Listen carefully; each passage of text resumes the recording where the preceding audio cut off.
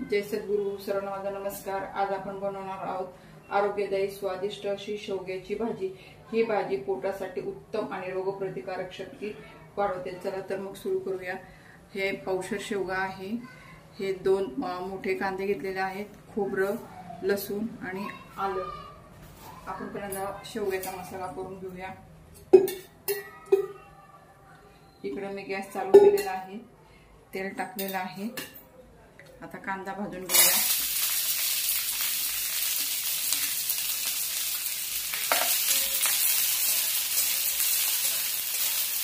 कांदा गुलाबीसर भाजूया. आपला कांदा सोनेरी कलरवर भाजून झालेला आहे. त्यामध्ये आपण खोबरं पण भाजून घेऊया. आपलं खोबरं पण भाजून झालेलं आहे. थोडासा हलका लसूण पण आपण जरा भाजून घेऊया. लसूण जास्त नाही, हलकासा भाजायचा. आणि आलं पण भाजून घेऊया.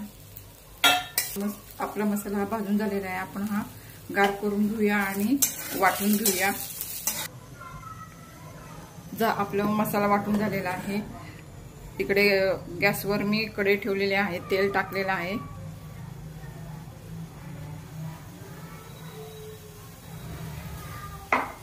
तापलेला आहे. त्यामध्ये 1 चमचा जिरं टाकलेला आहे. त्यामध्ये हा वाटलेला मसाला टाकून परतून घेऊया.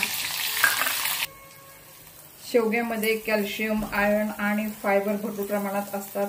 त्यामुळे हाडे मजबूत राहतात, रक्त शुद्ध होते. शेवग्याचे झाड हे सुपर फूड म्हणून ओळखले जाते.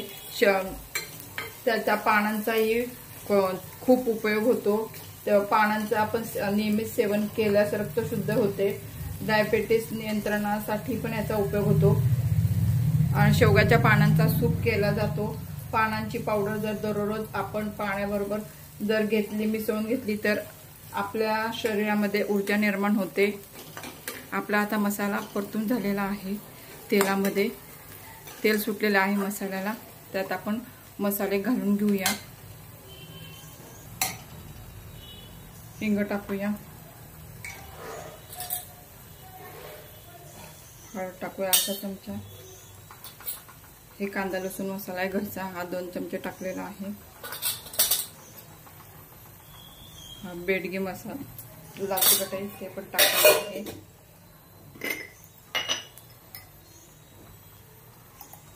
चवीनुसार मीठ टाकलेलं आहे. ते आपण सगळं मिक्स करून घेऊया. ते पण तेलाबरोबर परतून घेऊया. आपण त्यात शेवगा टाकून घेऊया.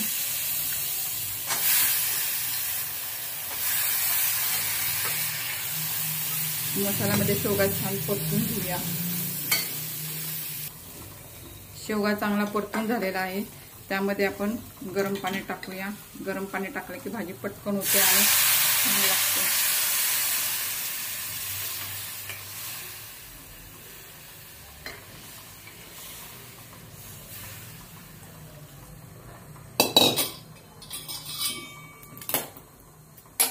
आता शेवग्याची भाजी शिजण्यासाठी आपण त्याच्यावर झाकण ठेवून घेऊया.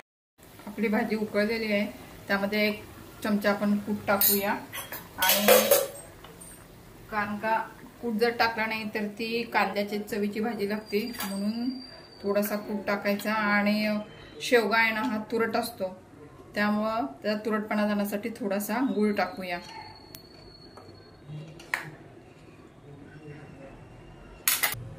अशा प्रकारे आपली भाजी तयार झालेली आहे. आता त्यामध्ये आपण कोथिंबीर टाकून घेऊया. अशा पद्धतीने तुम्ही भाजी केली तर तुम्हाला खूप आवडेल. अशा पद्धतीने तुम्ही भाजी करा. अशा प्रकारे आपली शेवग्याची भाजी तयार झालेली आहे. व्हिडिओ आवडल्यास व्हिडिओला लाईक करा, शेअर करा, सबस्क्राईब करायला विसरू नका.